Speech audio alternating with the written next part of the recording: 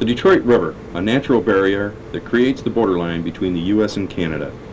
Two large cities are located across from one another on this river, Detroit on the U.S. side and Windsor on the Canadian side.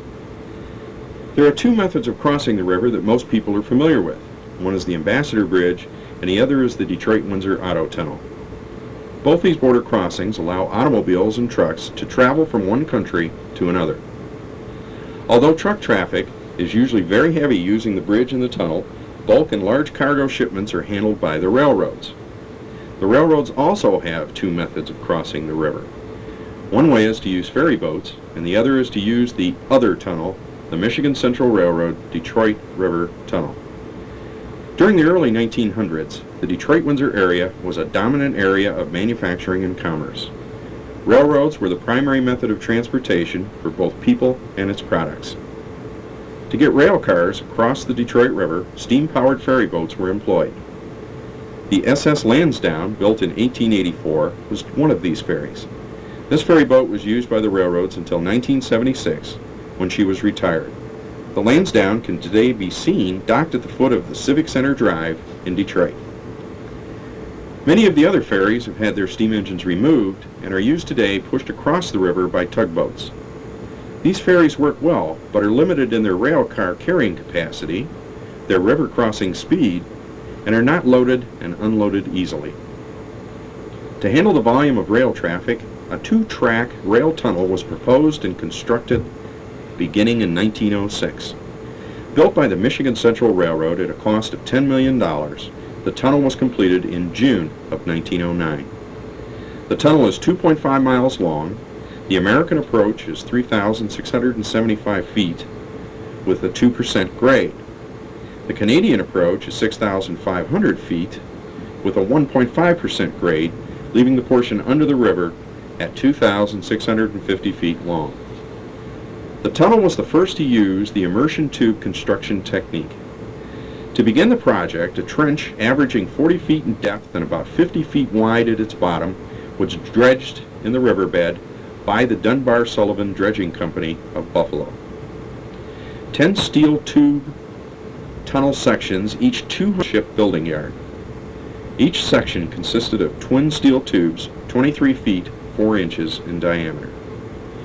The tube sections were floated in the river to a position over the trench and were then sunk to the bottom.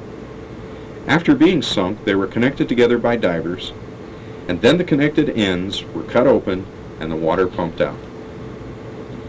These steel tubes serve only as shells, which are then encased in concrete, both inside and out. The interior is coated with 3 feet of concrete. The locomotives used in the tunnel until about 25 years ago were electric locomotives. Today, diesel locomotives are used. Because of the diesel exhaust, the tunnel is vented with large ventilator systems on both the Canadian and the American sides.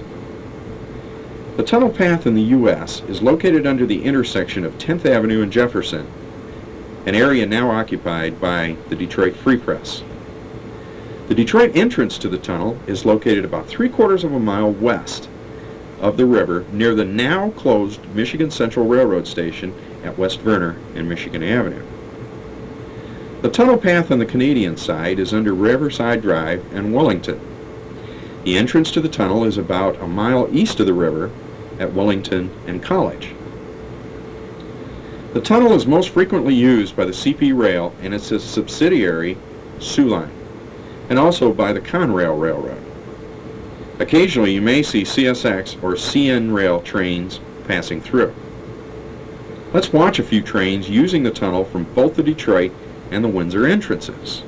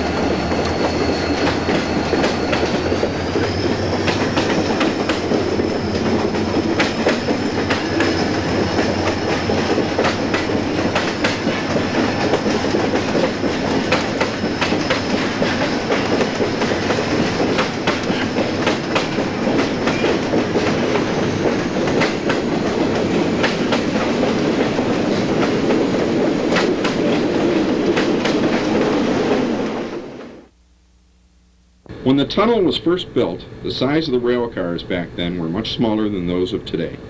This has caused problems for the railroads and the shippers of products because the excess height tri-level auto cars and boxcars must be transported using the ferries. This has prompted the railroads to consider modifying the tunnel. The CP Rail has decided to lower the tracks on one side of the tunnel by about 2 feet to allow the passage of the excess height rail cars. This will increase the use of the tunnel. Construction is planned to begin in the fall of 1992 and to be completed in early 1995.